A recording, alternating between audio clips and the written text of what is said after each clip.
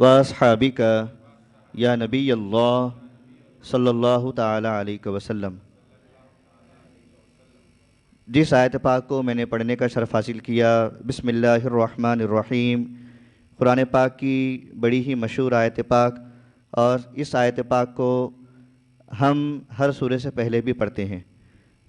और हदीस पाक का मफ़हूम है कि मेरे आका सल्लल्लाहु अलैहि वसल्लम इरशाद फरमाते हैं कि जिसने मेरी सुन्नत से मोहब्बत की, गोया कि उसने मुझसे मोहब्बत की, और जो मुझसे मोहब्बत करता है जन्नत में मेरे साथ होगा। ज़रा झूम कर कहें ना सुभान अल्लाह। जितनी मोहब्बत से आप सुभान अल्लाह कहेंगे, जितना तड़प कर अल्लाह का ज़िक्र करेंगे, अल्लाह ताला की खुसूसी रहमतें हम पर निछावर होंगी इंशाअल्लाह ताला। और तड़प कर कहें सुभान अल्लाह। अल्लाह सुब्हानहू ताला का बेइंतहा फ़ज़ल व करम है कि अल्लाह ताला ने हमको यहाँ पर जमा फरमाया। अल्लाह की ख़ास रहमतें, बरकतें, अज़मतें हम पर हैं।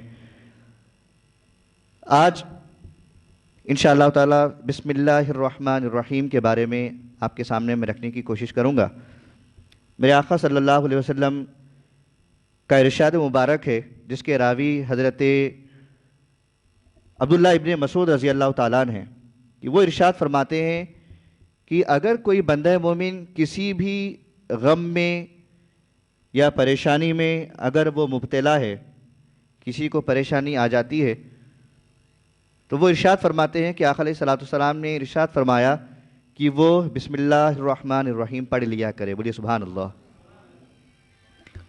उन्होंने इरशाद फरमाया कि वो बिस्मिल्लाह शरीफ को पढ़ लें, और जब कोई बंदा मोमिन बिस्मिल्लाह शरीफ पढ़ लेता है, अल्लाह सुब्हानहू ताला उसके गम को, उसके परेशानियों को जड़ से मिटा देता है। और फिर आगे इरशाद फरमाते हैं कि अगर कोई बंदा मोमिन बिस्मिल्लाह शरीफ पढ़ता है, बिस्मिल्लाहिर्रहमानिर्रहीम पढ़ता है, तो इस अमल की बरकत से अल्लाह सुब्हानहू ताला उसके नामे आमाल में 400 या 4000 नेकियों का इजाफा फरमाता है। फिर फरमाया गया 400 या 4000 गुनाहों को मिटा देता है, और 4000 दर्जात उसके, 400 या 4000 दर्जात उसके बुलंद हो जाते हैं। अब थोड़ा सोचिए आप, कितना छोटा ये कलमा है। ये आयत पाक जो है बिस्मिल्लाहिर्रहमानिर्रहीम बड़ी मुख्तसर है, और आका अलैहिस्सलातु वस्सलाम की तो ये आदत करीमा थी कि हर काम को आका पाक सल्लल्लाहु अलैहि वसल्लम बिस्मिल्लाह शरीफ से शुरू करते थे।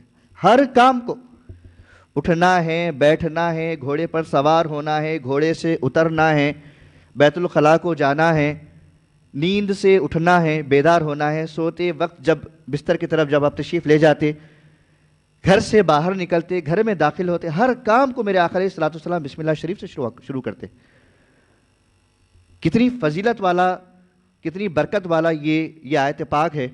और अल्लाह सुब्हानहू ताला ने आयत पाक को, कुरान मजीद की एक आयत पाक आका अलैहिस्सलातु वस्सलाम ने हमको ये सिखलाया कि कुरान की पाक की आयत पाक है ना, इसका मफ़हूम आपके सामने मैं अर्ज़ कर रहा हूँ कि कुरान पाक की एक एक आयत ये बंदों के लिए शिफा का ज़रिया है। कुछ गम भी अगर हो जाता है, बिस्मिल्लाह शरीफ याद नहीं है, कुरान की कोई भी आयत पढ़ लीजिए, अल्लाह ताला गम को दूर कर देगा इंशाअल्लाह ताला। कुरान मजीद की कसरत से तिलावत करने की हम कोशिश करें, लेकिन वो अगर नहीं कर सकते तो कम से कम बिस्मिल्लाह तो हमको याद रहती है ना, इसको हम कर लिया करें।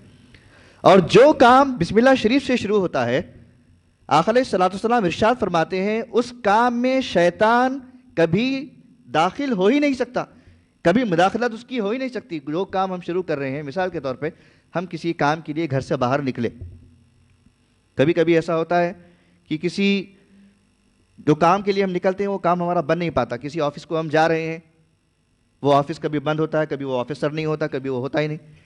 लेकिन जब हम बिस्मिल्लाह शरीफ पढ़ के निकलेंगे, यकीन जानिए वो काम हमारा मुकम्मल होना ही होना है।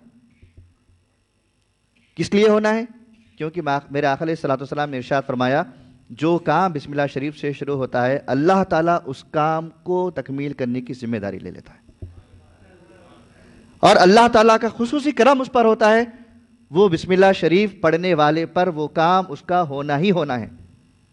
अमल करेंगे इंशाअल्लाह ताला इसमें, और कोशिश करें कि इस अमल को आप घर में जाकर अपने घर वालों को बताएं। अपने घर में वालदा है, अपनी बहन है, अपनी बेटी है, یا پھر خالہ ہے، جس سے بھی آپ عورتوں سے ملاقات کریں یا پھر گھر والوں سے جو آپ کے گھر میں موجود ہے، جو یہاں پر کسی وجہ سے تشریف نہیں لا سکے.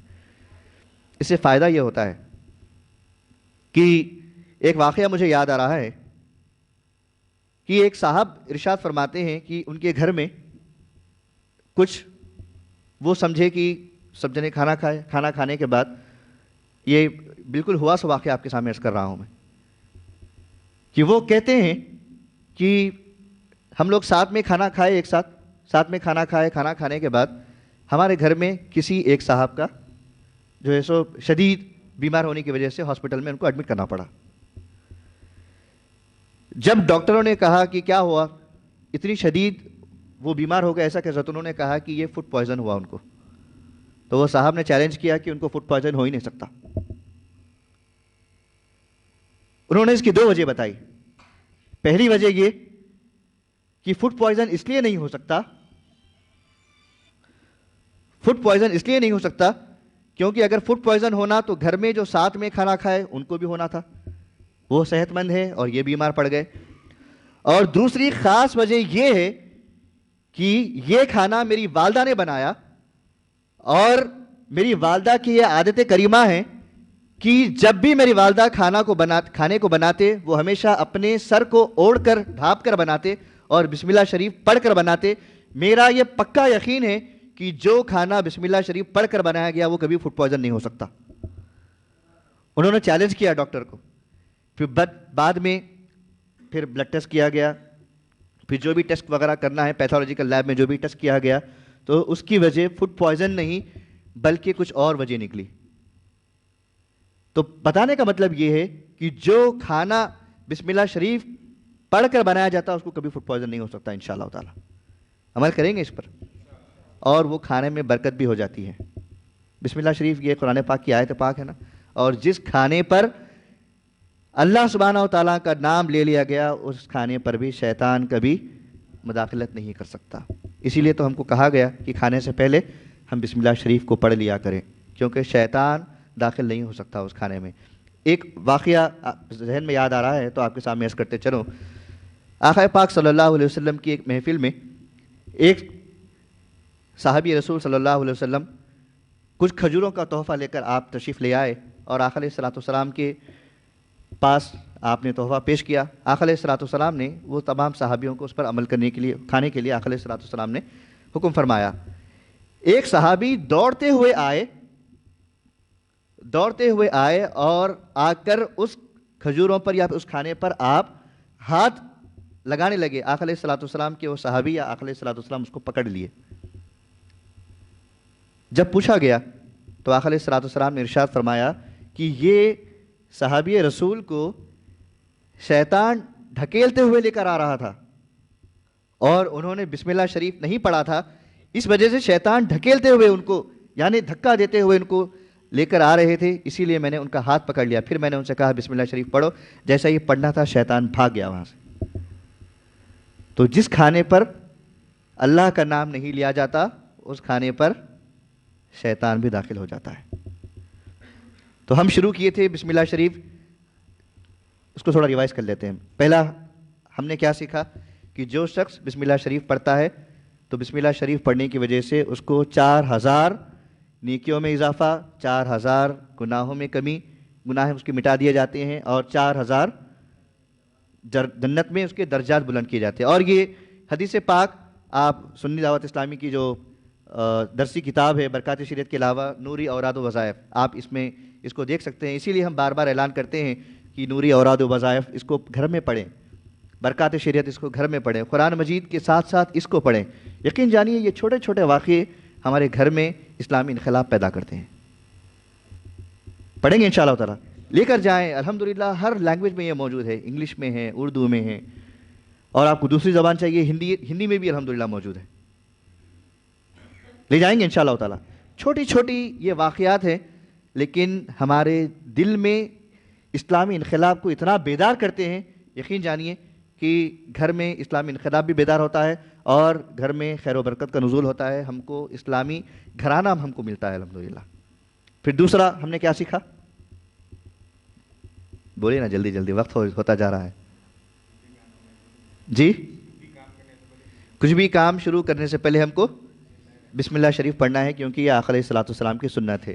اٹھتے وقت، بیٹھتے وقت، گاڑی پارک کرتے وقت، سواری پر چڑھتے وقت، لفٹ میں آپ جا رہے ہیں تو بھی بسم اللہ شریف پڑھیں۔ پھر جب اونچائی کے اوپر جاتے ہیں تو پھر اللہ اکبر ہم پڑھتے ہیں۔ پھر سیڑھیوں سے اتر رہے ہیں تو بسم اللہ کہتے ہوئے، سبحان اللہ کہتے ہوئے اتریں۔ جی، تیسری فضیلت ہم نے کیا سنی؟ بھول گئے اتنی جلدی؟ ابھی بھول گئے تو گھر میں جا کے کیسے بتائیں گے ہم؟ یہی تو ہے، اسی کو کہتے ہیں سنی دعوت اسلامی کا ماحول۔ ہم یہاں پر بولتے نہیں، بس بلواتے بھی آپ سے تاکہ ہم گھر میں جا کے بولیں۔ چلیے بتائیے جلدی، میں تھوڑا آپ کو سپورٹ کروں گا۔ ایک آپ بولے، ایک آپ بولے۔ اب میں یہاں سے سیدھی جانب سے ہو گیا، یعنی ممبر شریف سے سیدھی جانب سے، اب یہ والے بھائی بولے سبحان اللہ۔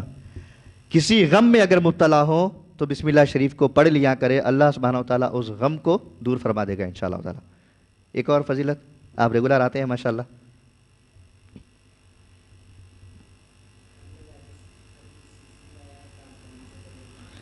ہر کام سے پہلے بسم اللہ شریف، یہ ہو گیا۔ ایک اور میں نے تقریباً، سبحان اللہ، اور کوئی بتانا چاہیں گے؟ ایک پوائنٹ بھول رہے ہیں ہم،